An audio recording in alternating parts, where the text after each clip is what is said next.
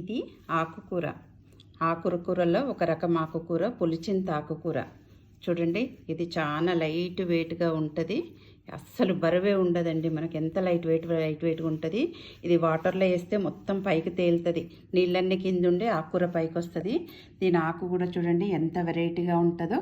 ఇది పులిచింత అంటే పులిగోరుకు సంబంధించిన దానిలాగా ఉంటుంది కాబట్టి దీన్ని పులిచింత ఆకు అన్నారు. ఇది వేస్టేజ్ చాలా వస్తుందండి. ఇది ఏరుకోవడం మాత్రం చాలా కష్టము. ఒక్కొక్క ఆకు ఏరుకోవాలి. చూడండి పులిచింత సీడ్స్ ఎలా ఉంటాయో చూడండి. చాలా సన్నగా ఉంటుంది.